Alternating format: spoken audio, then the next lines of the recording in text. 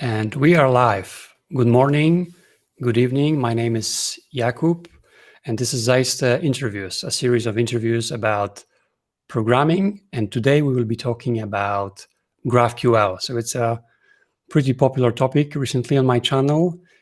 And today I'm super excited to be joined by Sean Grove from OneGraph. Hi, Sean. Hey, thank you for having me. Thanks for being here. I'm super excited. There's a lot to cover. About you, your work, and GraphQL. But before we start, let's maybe break the ice.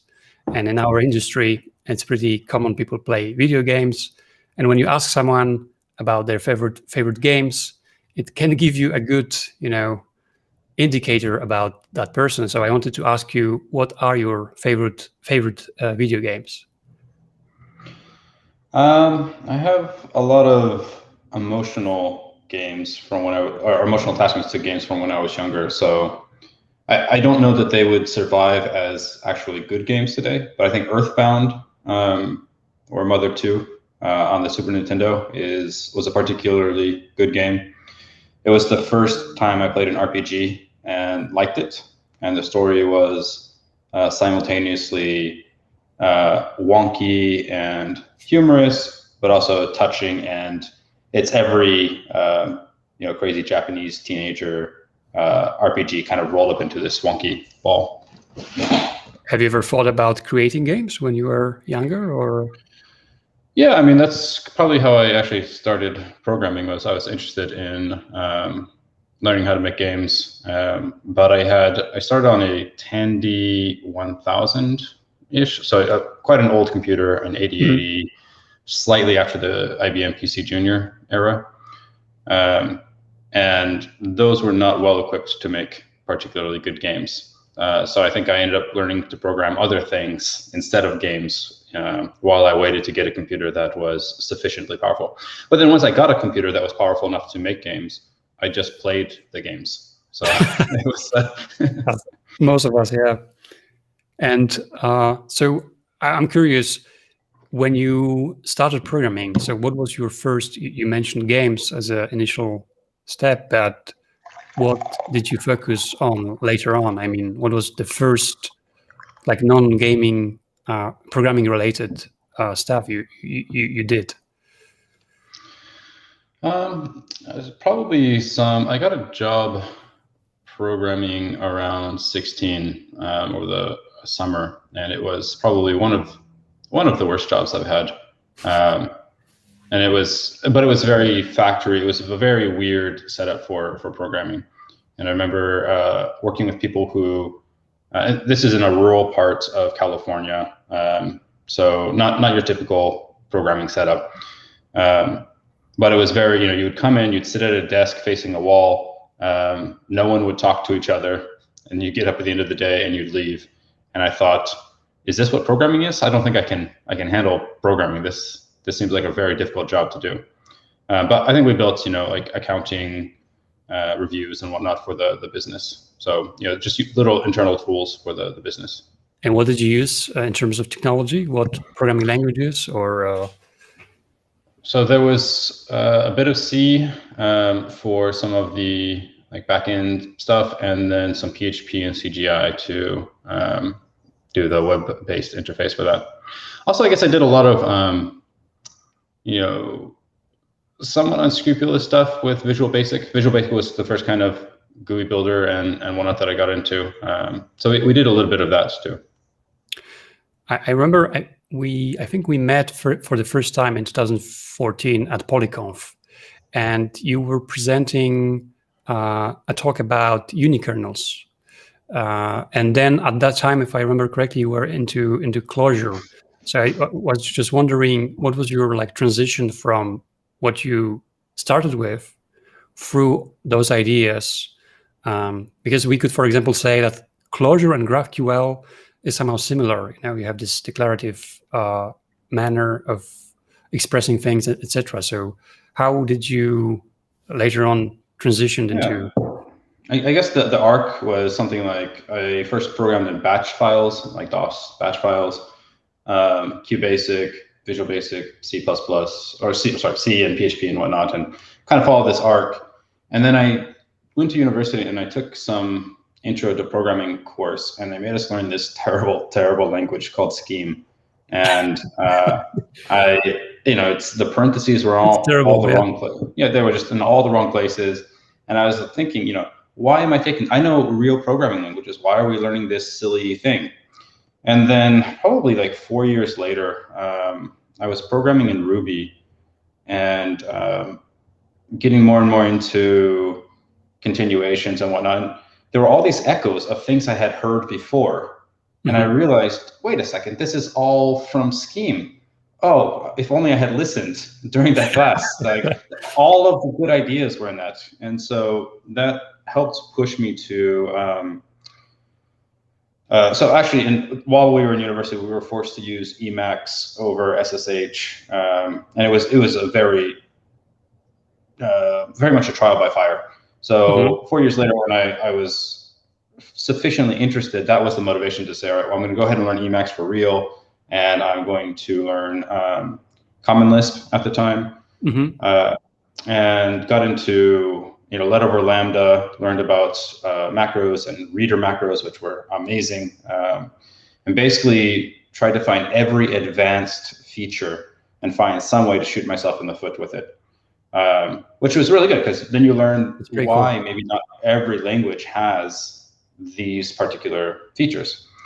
And then Clojure came along, and it was nice because it was this it was pragmatic in like a dozen different ways. They didn't have to reinvent all the libraries. They could just use the JVM, which had was perfect. Some of the highest quality libraries, and the packages are great. And they didn't have things like reader macros. Anything that they did have was very limited in a way that I didn't appreciate initially, but I came to learn that it was specifically designed so that you didn't accidentally build your own island of your language that couldn't interop with other people's islands. So it kind of forced everyone to keep at least some commonality in their tooling so that we could all because benefit. of JVM. JVM, also no reader macros, so you can't like transform the syntax. The macros themselves were fairly limited compared to Common Lisp's macros. You didn't have continuations. There were a number of these things that meant that you couldn't completely rip the language inside out, which is a detriment if you're a really, really good programmer who is incredibly familiar with their domain and is willing to then give up all of that interoperability. For example, the Naughty Dog folks who built Crash Bandicoot, right? Those people, they knew that they were not going to be able to reuse, some package repository. They wanted to create their own language, their own everything. But that's not what most of us want to do, and that's not what Clojure is for. So I really appreciated Clojure's pragmatism. Maybe let's just give some context, because this was very packed. For those who maybe are not familiar, Naughty Dog, a company that created some pretty, let's say, popular games such as Crash Bandicoot, they created their own Lisp flavor for the PS1 runtime. Am I correct? And this language was used to create those games, and they cite this as an advantage because they had the power of Lisp, and at the same time it was very low level. Is it a good way to summarize? Yeah, exactly. So one of the in programming, a lot of times you have two challenges. In the web, we have less of this challenge, but one of them is you want to be empathetic with the metal, right? With the CPU that's actually running your code. But the CPU thinks entirely differently than we do. Like, it's very painful to phrase your problems in terms that the CPU understands. So we have these nice compilers, we have these nice languages we write in that let us describe the problem in something that's closer to how we think about it. But then the translation is fairly inefficient by the time it gets to the CPU. And what Lisp allows you to do, if you want, is to effectively draw the language up from your domain all the way into the CPU, so that you are communicating in a way that you want, but that is still very empathetic with the metal that's running it. And because you mentioned Clojure, so Clojure has this Clojure has several advantages. I'm a big fan of the language, but it's somehow, there's something, we could draw some parallels between Clojure and how the programmer structures and GraphQL.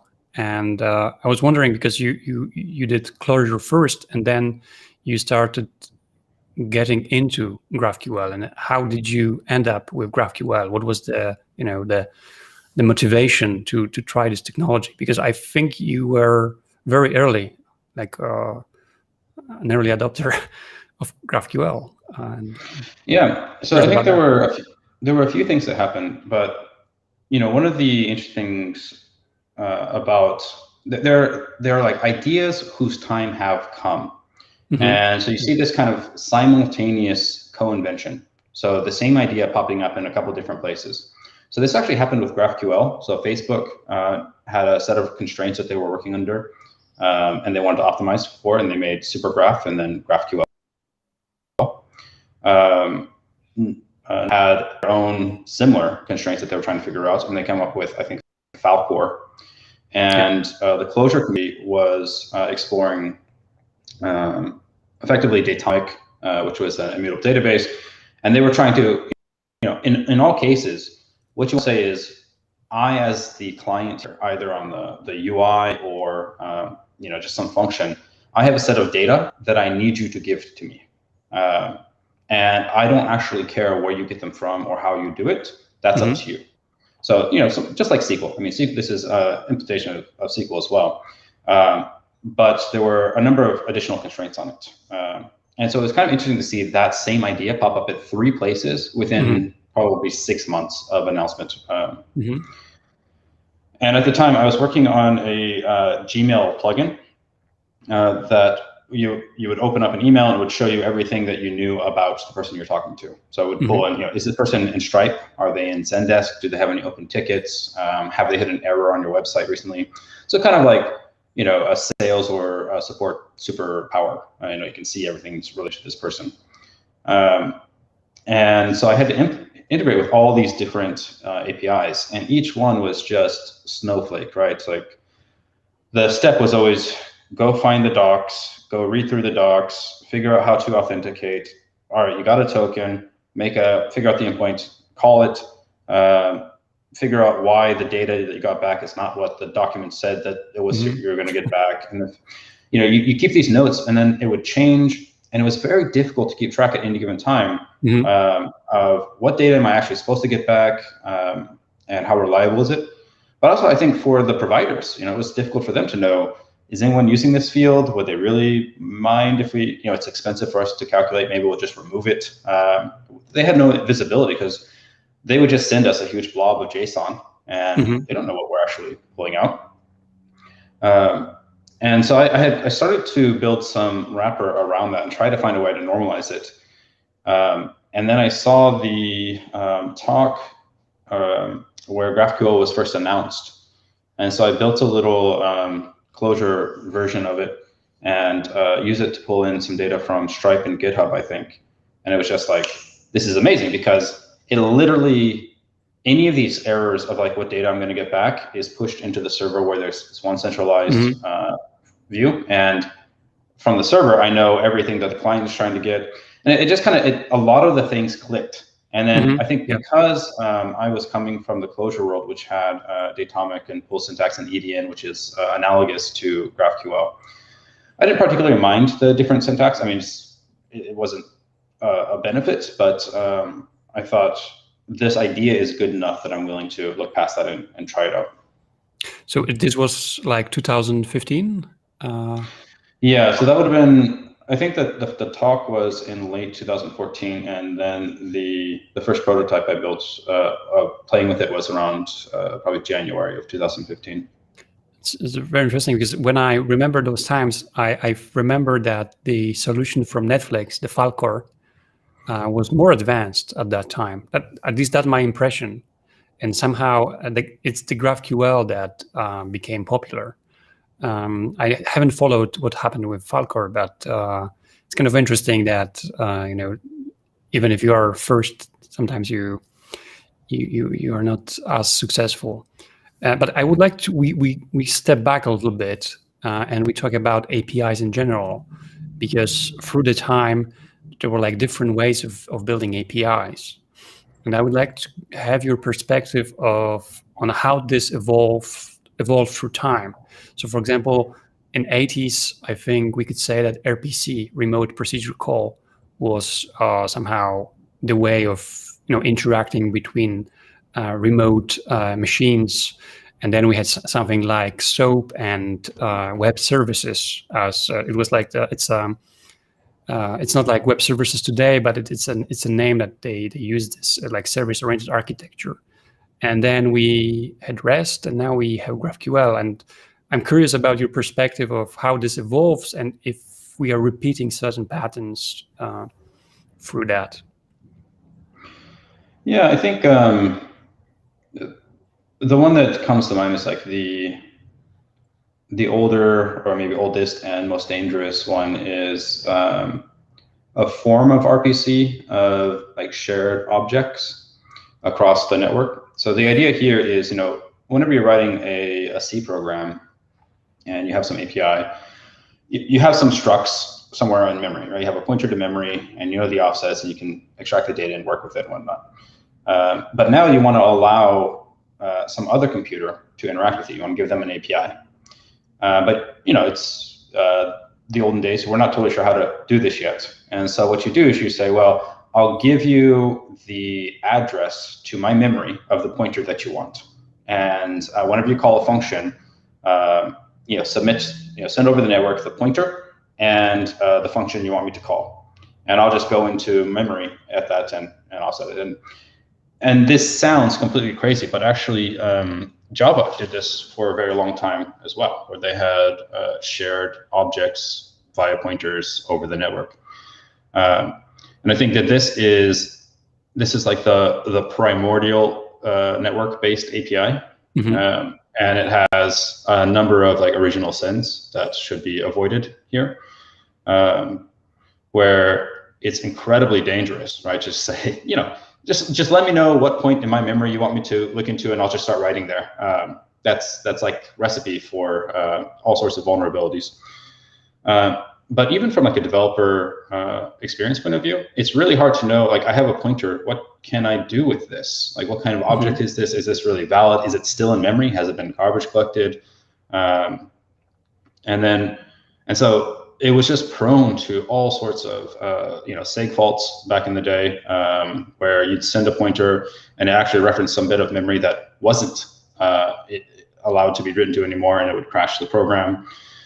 And so you had a lot of paranoia and a lot of pain built up around that. And so you then build up a lot of scaffolding to make sure that that didn't happen, and it still happened.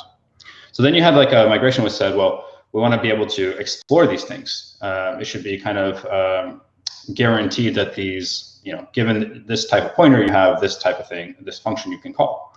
So you had something like SOAP, which was a way of describing these services. And you could hide the actual location of the pointer underneath, right? You had an abstract ID of saying, I don't know where this is in memory, but there is an object of some sort with this ID, and I would like you to do this with it. So it kind of decoupled the location in memory from the actual thing you were trying, the kind of concept of this object that you were trying to work with. And that was actually really powerful in a lot of ways.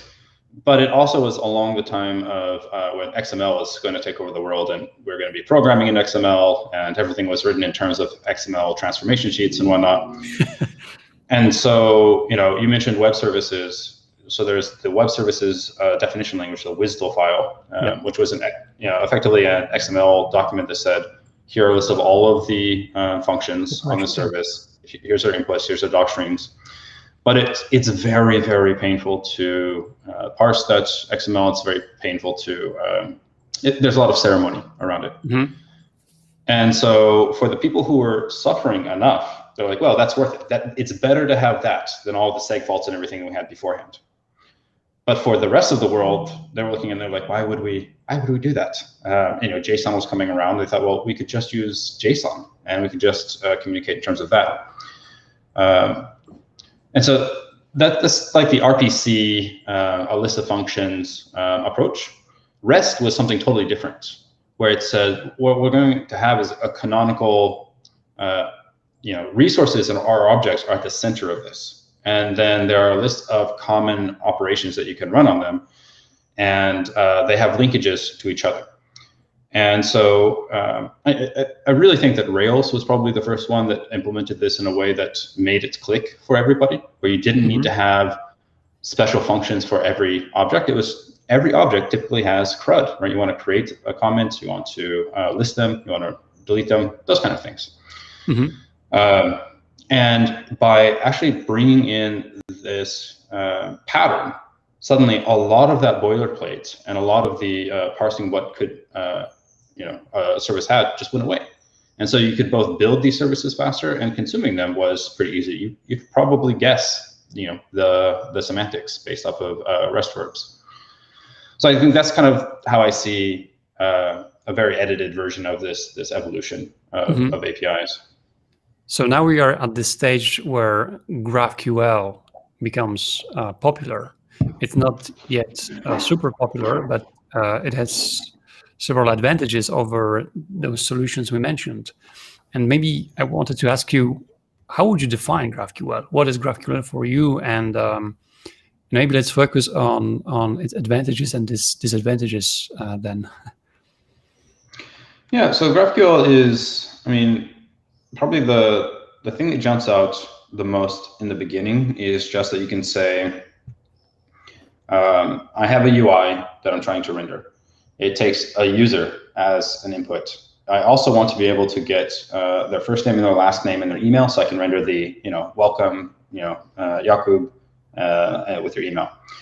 I also need to get a list of all of their most recent posts, so I can render it here. And for each of the posts, I want to have these titles.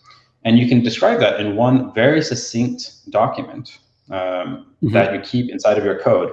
And a human can look at that and say, oh, I see which fields we're selecting. I see which data we're going to get back. This is very nice. And also, when you send it to the server can then handle gathering up all those resources in one network request. Right? I just made one request, and you went and got all of those, and then came back. Whereas beforehand, I might have a couple of challenges. Right? The first of which is I get the user, and then based off of that, I get the most recent posts. And then maybe for each of those posts, I need to then go and get their comments. So I'm making, maybe 2 requests for just the list of posts and the user. Then I'm making lots of requests, 1 per each request for the post for all the subsequent comments. And so there's a lot of back and forth over the network because of this. And there are ways that can be worked around this. You can say, maybe you create a special path that says, give me all of the comments for all of the posts with these IDs, and then I'll sort it out.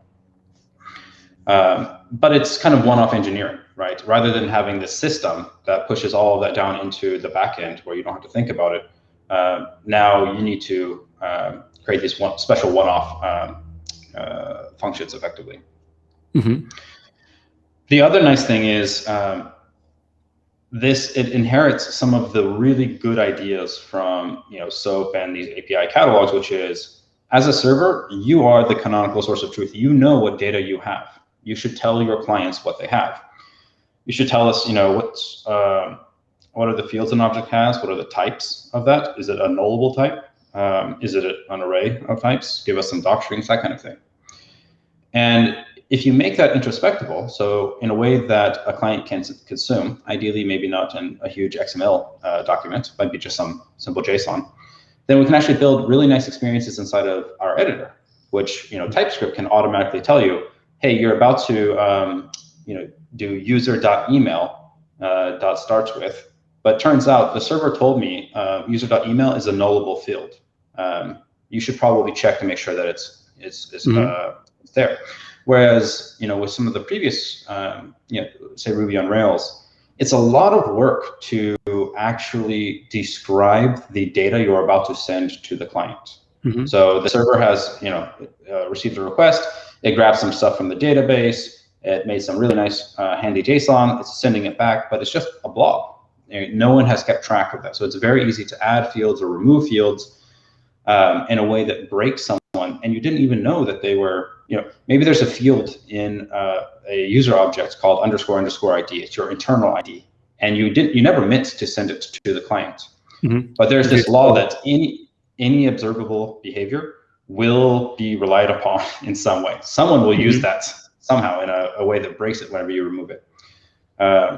So it's really nice that if you have this introspection, you can create this really nice developer experience all the way through. So exploring an API is much easier. Being confident that you're actually accessing the data in a way that is safe is much easier. And it's much more efficient for the client. So let's maybe pause a little bit and maybe let's repeat that once again, because it was very packed. It was great, but very packed what you said. So you have an endpoint, a GraphQL endpoint, which can provide you with a description of its own services, right? In a form that you can easily consume. Like, for example, this could be a JSON file. And then when you consume that file on the client, you can generate the types for that are available on the server. And it doesn't even have to be on the client. It can be directly inside of VS Code, right? You can say, I'm about to make a GraphQL call, VS Code, please go check with the server and see what fields they have available. So now you have like a better visibility on what's the shape of the data, and you can now control the exchange. And a good advantage people mention when using GraphQL is that with REST, you have this problem of underfetching and overfetching. Could we focus on that and try to explain how GraphQL helps with that? And yeah, sure. I can actually give a quick demo of that. 1 second. With pleasure. I'm going to pull up the GitHub documentation on their API. Okay. And in the meantime, I will show an example of fetching a query from GraphQL.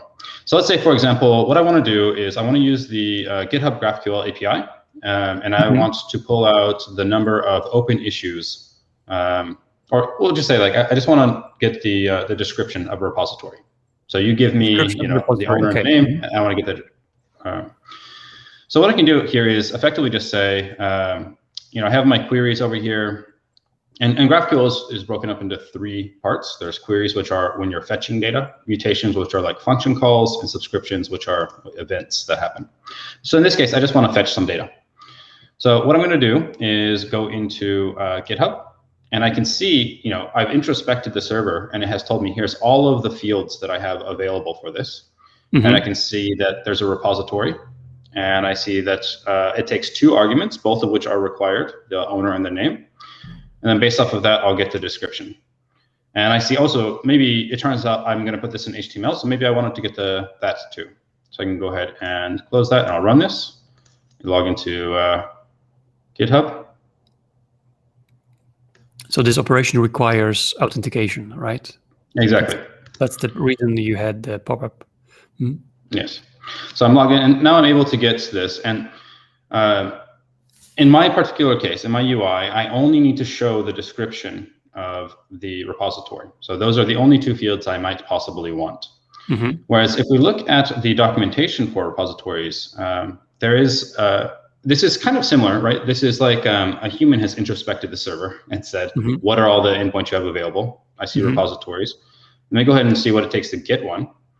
I can read through here as a human and see, okay, well, I see owner and repo. And the data that I get back is unfortunately not in here. Let's see if we have description. Yeah, so there's a lot of ceremony, a lot of searching. As a human, you need to like parse the document with your brain instead of like a automatic. Exactly. And then the actual data that comes back for a repository is pretty huge. Trying to find it, but it's something like a couple of kilobytes of data. It's hundreds and hundreds of fields that, on my UI, I actually didn't need to fetch. But if I'm using that REST API, I have no way of telling GitHub, hey, actually only send me these fields. So just to clarify, so if I used, so this was the official GitHub API, GraphQL API, but GraphQL also provides REST API. And if I used REST API, I would have to fetch all the data as the response and then extract those two fields, right? Exactly. So GitHub offers two versions of this API, one of which is a REST, one of which is a GraphQL. And with the REST one, you have no ability to specify which fields. You just get all of them, filter them on the client. GraphQL, you get to tell it ahead of time, hey, I just want these fields. That's pretty cool. Let me just... I was going to say, actually, similarly, and this is like the easiest of that, but I might, for example, want to get a little bit more where I say, also, I'll get the issues. I want to know the edges and cursor. Edges and nodes here is for pagination, which is another really nice thing is you don't have to write pagination code for GraphQL. There's a standard way of doing it. But in this case, I'm going to go ahead and get the title of all of the issues on this that are, let's say, currently open. So I'll run that. You can see I was able to get one API call and get lots and lots of data from all of the, not just the repository, but from the associated issues. And if I wanted to, from there, I can even go into comments and get to the body of this. So you can see I can nest very deeply down. And this would be so much work to implement on the client, where you'd fetch, you'd await, you'd extract these IDs, you'd make another call, you'd loop over them, merge it all together. And in here, even just visually, you can see the structure of the data that's likely to come back just by before you even see the result. Yeah, so it's nested the way you want to like access it. And when you said on the client, like in a traditional way, you mean through REST request, right? So we would have to do a request, a separate request for the repository. Then we would get the ID, I assume, which will be used to get the issues for this repository. And then for each issue, we will get ID, and then we will get comments for this issue. So it would be like several round trips just to get the same amount of data. So it's both painful from the developer's point of view to write all of the code and boilerplate to do that, and also from the user experience point of view, where they have to wait, and it's a loading, you know, subsequent loadings that happen rather than just saying, here's all of the data. Yeah, absolutely. That's pretty cool. So I was wondering, what is GraphQL lacking, or maybe different. I will ask this differently. What are the first? Let me ask. What are the misconceptions about GraphQL? Well, so I would say that one of the misconceptions that I see is that people think GraphQL is claiming to be the first that's able to do this. And everything that has been done in GraphQL can also be done on the REST side. So for example, both Twitter and Stripe's REST APIs, they have this option whenever, say on Stripe, you fetch a customer. You can also add an additional query parameter that says expand field, and it's customer.charges or customer.something else. And you can say, actually, I also want to get to these fields from downstream. So you can kind of do that join, just like we did from issues, and we also got the comments and their the title of the comment or the body of the comments. Twitter has something similar. So oftentimes what happens is the REST APIs are not flexible enough. So they end up growing this kind of expand fields option and hide fields options, where there's just too much data. So I want to expand and get these other bits of data. So include those, but also please hide these fields. And so it's possible to do this sort of thing in REST as well. The challenge is that there's no standard pattern for it. It's not built into REST for this to be possible. And so it has to be reinvented in every single place. And also because REST doesn't prescribe a introspection, it doesn't say you have to tell me all the fields. That means it's really hard for the computer to tell you, oh, here's all the fields you'll be getting. Did you want to hide any of these? Or if you want to expand to other fields, here's what's available. So GraphQL is kind of like an encapsulation of those best practices. So what you're saying is that with REST, you somehow end up with some kind of homegrown solutions each time you want to solve this problem. And it's not standardized simply. And with GraphQL, you have this baked in, and it's always the same. Mm-hmm. Yeah, so, and then you get to, and for me, one of the really big advantages of that is it really comes down to tooling, like the developer tooling that you get from that. Because if you write your own custom REST API, you have to figure out how to document the types. You have to figure out how to build an API Explorer. You have to figure out all this sort of stuff, which is probably not your primary goal. It's not your primary concern. It's much better if you can just take the existing tooling that we all get to pull together. So anyone who has a GraphQL API, they get that same experience I just showed you inside of that editor. That's an open source editor. You can point at any GraphQL server, and you'll get that, click and build my query for me. Yeah. So the question I was thinking about is, would you use GraphQL for any type of API? Would you use it from now on every time you are building APIs, or there are specific cases where still REST or other approaches, maybe like RPC or could be better? I think if I were to say the equivalent, if it takes the same amount of work to build a one-off endpoint as it takes to build the GraphQL version, then I would go with the GraphQL version. But right now, the way that we build GraphQL APIs is a lot of work. It is very manual. If you worked on something, like a node-based GraphQL server, you specify each field individually, and it's a lot of ceremony to do that. There are some tools like GraphQL and Hasura, where what they say is, well, we'll introspect, say, for example, your source of truth, which is your database, and will generate a very, very efficient, very, very nice GraphQL API for you automatically. That includes things like authorization, authentication, so you don't have to build all of that. And I think that that's much more the future, right? If you were to ask me, would you build a REST API on top of this database, or would you point GraphQL or Hasura at it?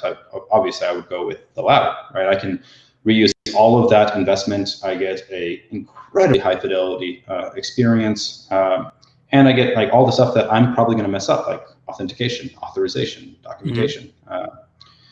So I think that for a lot of the things today, it may be fair to say that GraphQL is too much work to build it. But I think that that's a failure of the tooling. And if we can get the tooling so that making GraphQL APIs is as easy or easier than building a REST, just like GraphQL and Hasura have done for these specific domains, then it's kind of an obvious, yes, I would choose the GraphQL version of this. So how do you see the standardization of GraphQL? So when you showed the example, you mentioned that there is this approach for pagination, and there is like this a framework, I could say, relay, right, of like a way of building GraphQL APIs. Can I phrase it like this? And I was wondering if there's like if you were building a GraphQL API now, for example, should you use relay? And maybe let's start what relay is, and then should we use that? Yeah, sure. So relay is the original GraphQL client from Facebook. So when they announced GraphQL, they had built everything in terms of relay, and that's Relay Classic. And because they kind of extracted it from their existing implementation, right? So they built the backend. And actually, as a quick aside, talking about how it's difficult to build the GraphQL services, Facebook does not build GraphQL services. They actually have an internal framework called an int framework, where they define kind of all of their getters and setters and objects already. And then based off of the metadata from that, they generate all of the access, all the authorization, all of the GraphQL fields, everything. So they themselves, they never had this in mind that you would manually handcraft each GraphQL Resolver. What's the name of the framework again? It's Mint? No. Int. Int. I think like okay. Entity. Yeah, Entity. but it's an internal thing that they in have general. for them. Okay. Mm-hmm. Yeah. And so they extracted Relay out of that, and Relay Classic, the version that they released, had a lot of expectations because they controlled both sides. And when you control both sides in the way that Facebook does, they can iterate very, very quickly. And so they both thought, sides, well, you mean client and server, right? Or exactly, yes, yeah. But then what happened was, people tried to use it, but it had so many requirements on the server side, and there wasn't an open source server on that, right? Like Facebook is writing it in Hack, and no one else is writing. Very few other people are writing Hack, and so people tried to re-implement it. It was a lot of boilerplate, and part of the problem with it is you don't understand why they have these patterns that have developed, and you think, well, this is not really necessary, and then you implement a much simpler version of it. And then within about a year and a half, you realize, oh, wait a second, I get that.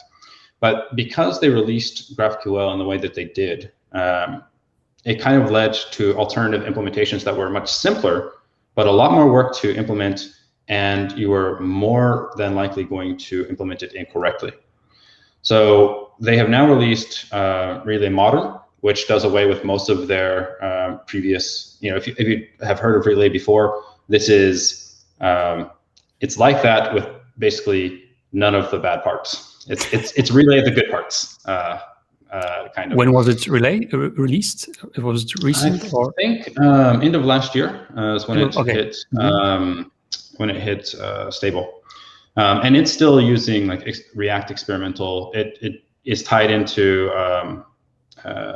concurrent mode and suspense and everything. So it is really like every single best practice that Facebook has distilled into one data fetching library. It is very, very, very impressive. But you still need a backend that supports it. So PostGraphI and Hasura that I mentioned, they both implement the backend automatically. But if you're building, for example, using Apollo, you have to implement all that stuff manually.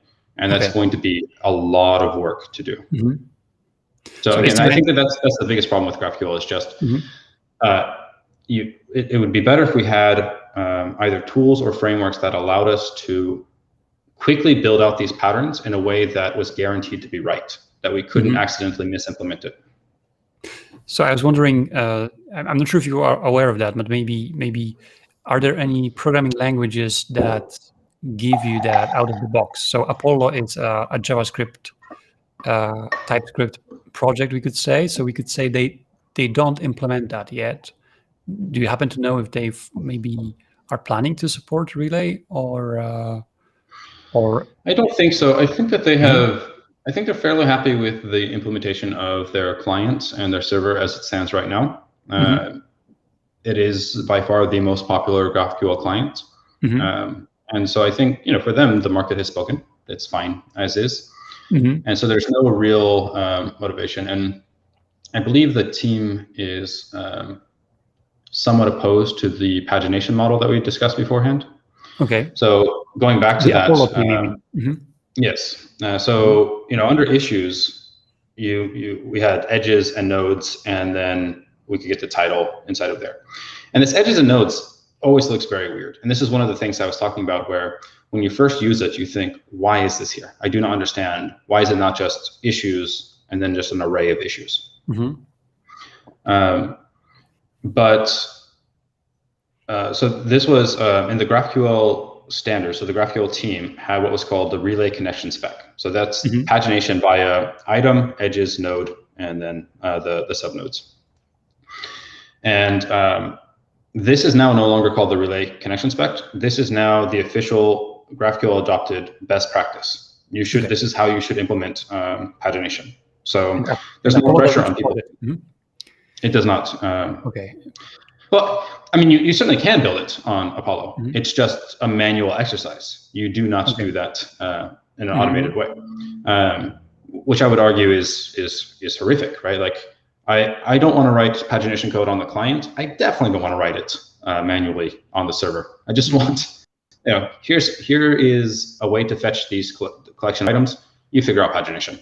That is much more advantageous, I think.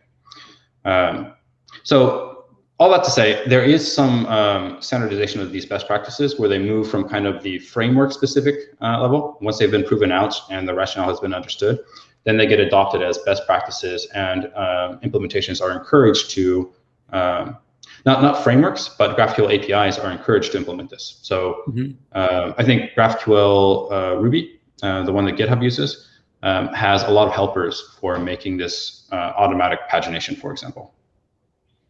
Interesting. And I'm not sure if I can say this publicly. I mean, it's about your company, but I know that you are like a fan of a language called Reason, and I was wondering if you would, compare and contrast. For example, can you use Relay in Reason? And is it a good language for GraphQL? So Relay is a client-side framework, and Reason is primarily a server-side language. So it's compiling to native binaries and whatnot. Something like Rescript is very similar to Reason, but it's like TypeScript on steroids, and it's a language built to interact with React, basically. And from that language, there is a project called Rescript Relay, which is by far the most joyous way I've ever had to interact with any API. It is phenomenally good. It has a learning curve, but once you're on the other side of the learning curve, software that's written using Rescript Relay is just bulletproof. The UI, you can refactor fearlessly. It's efficient. It's low CPU consumption. It's great. So I would say on the client side, Rescript Relay is absolutely phenomenal to use. Would you use it? Side, okay. Sorry, no. I was just wondering, would you use it instead of TypeScript? It depends on the scenario. But if it's for my team, my company, yes. But you can also use Relay from TypeScript as well. It has phenomenal TypeScript support. And on the server, because I interrupted you, you were saying that. So on the server, where you're actually implementing GraphQL, so we use a project called OCaml GraphQL Server, which is very, very well implemented. Big fan of it.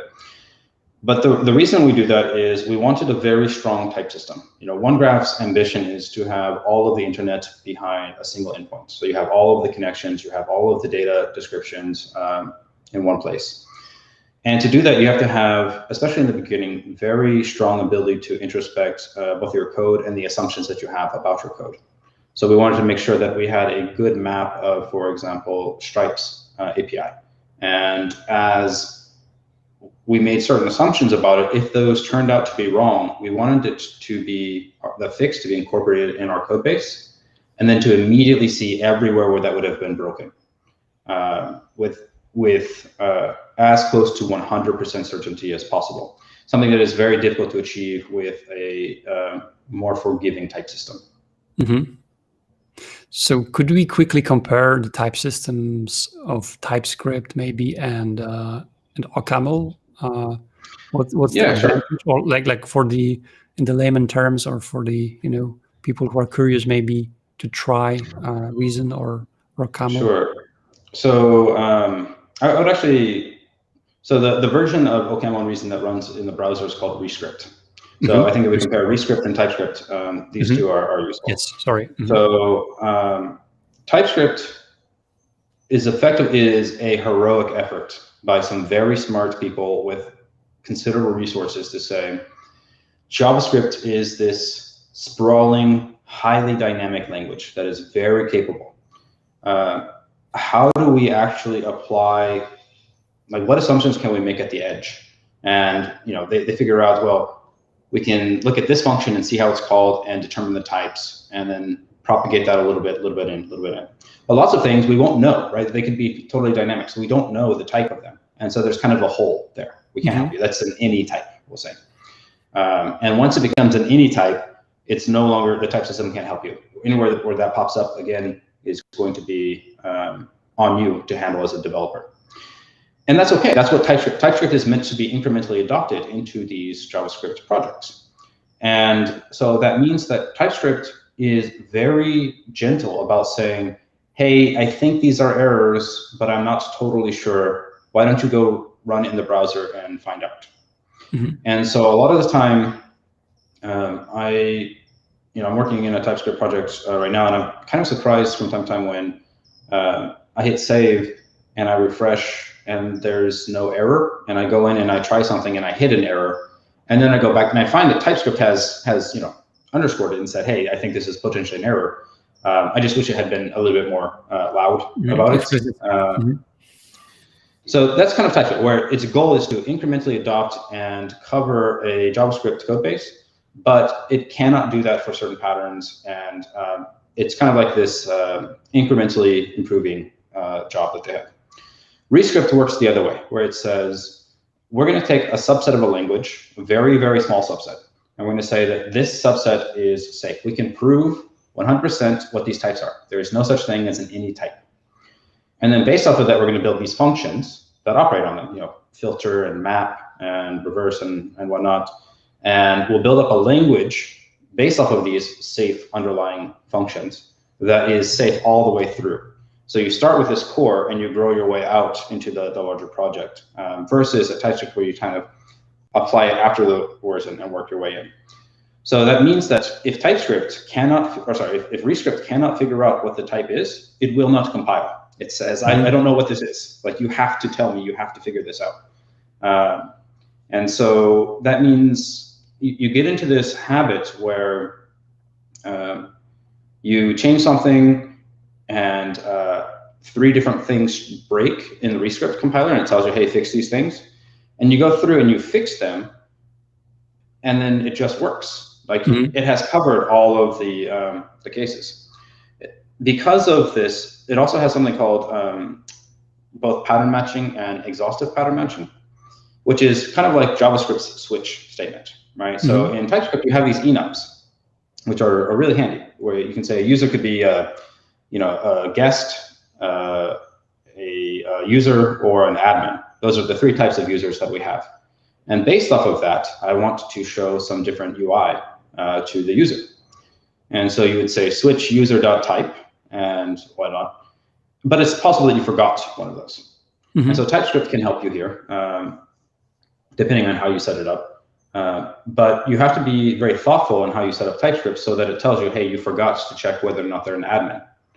Or you forgot to check whether or not they're a guest. So even if they're not logged in, you're showing them this UI.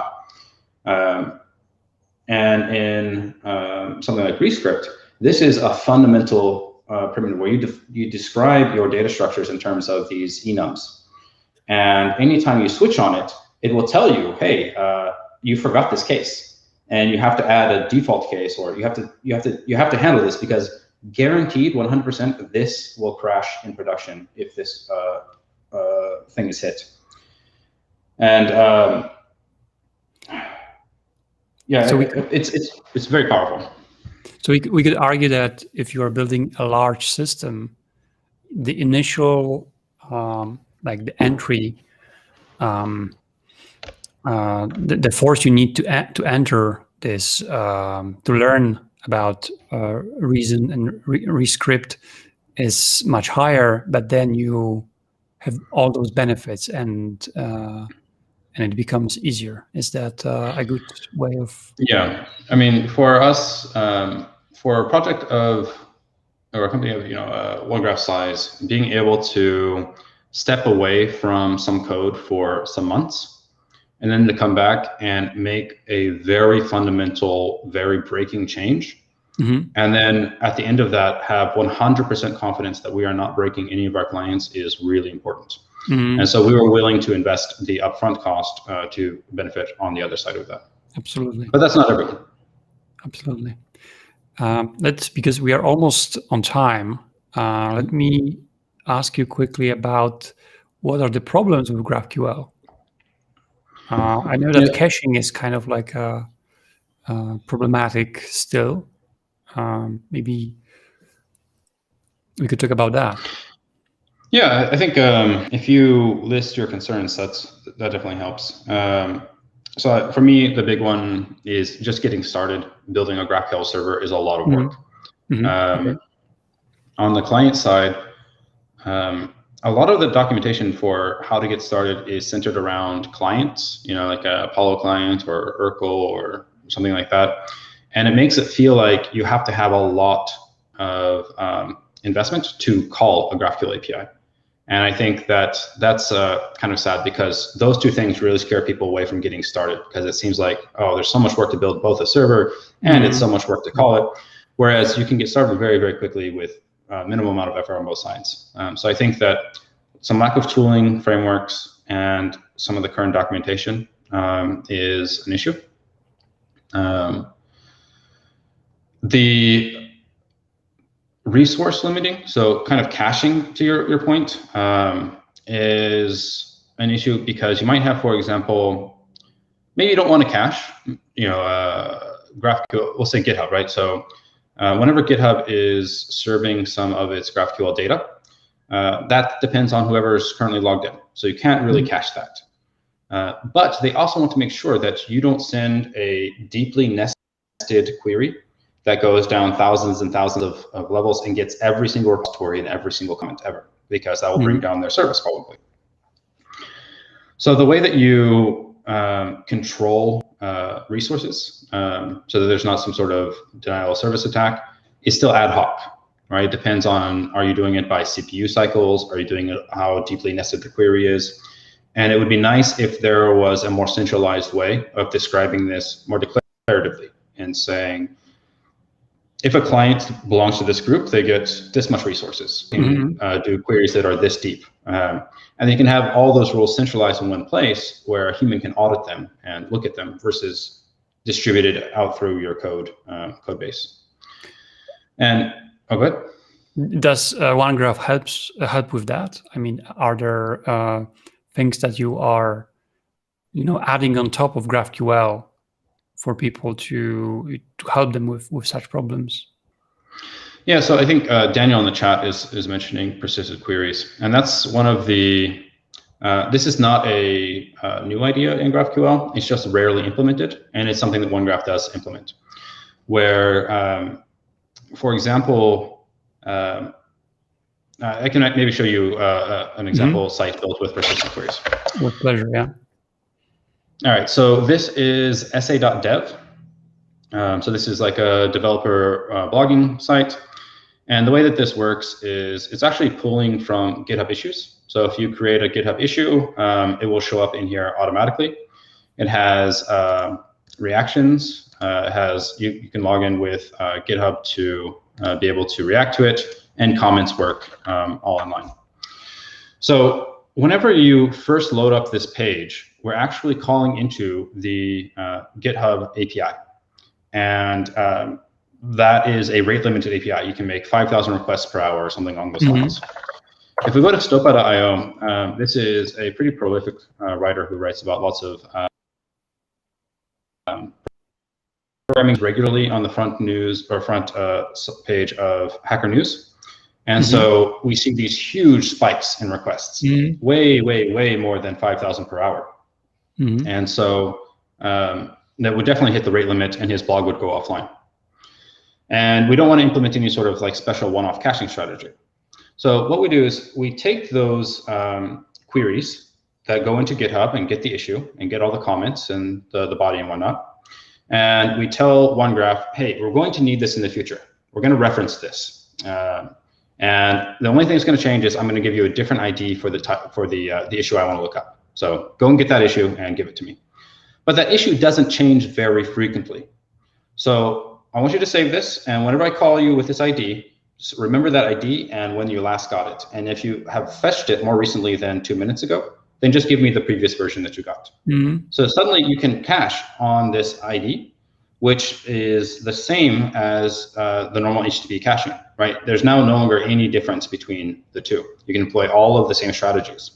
So this site is incredibly fast, incredibly responsive, and it does not go down even when under the Hacker News, hug of death. while also still being dynamic. That's pretty cool.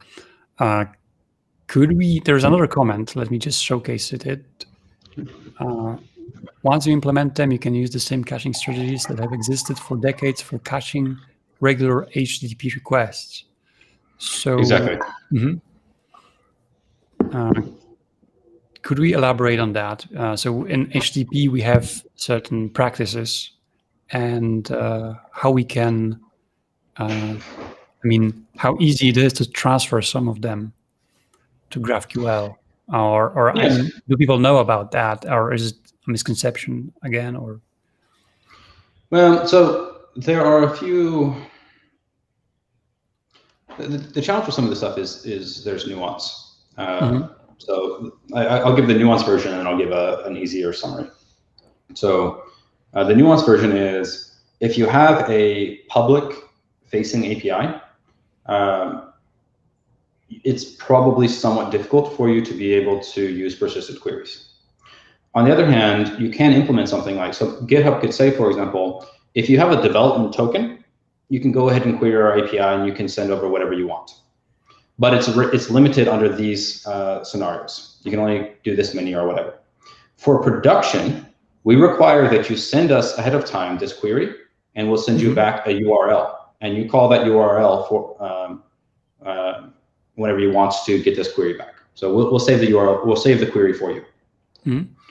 And then for them, suddenly they can now apply caching strategies to that endpoint, right? Where you can use the expiration tag or the E tags and the vary headers and whatnot, so that GitHub could say, even internally, you could do something. You could imagine a system where I look at your query and I send you the result.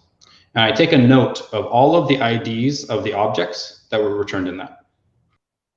And now if anywhere else in my system ever touches one of those objects, I will mark this as a different E tag. So I'll basically purge that cache and say, next time you come, I have to get it again. So I can actually forward propagate this even to my API level, right? Whereas if you call me and you send me the E tag of the last time you called me and it hasn't changed, I'll just give it to you right away. Zero CPU usage, very fast. Otherwise, I can go and recalculate it. So you can push all this stuff pretty deep down.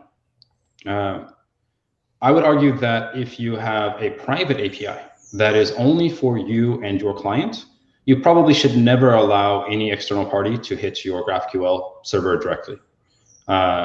You simply, you can set up a toolchain such that at build time, it walks through your source code, it extracts all your GraphQL queries, sends them to your production server, persists them just like we talked about with GitHub could do, sends it back, replaces it in line.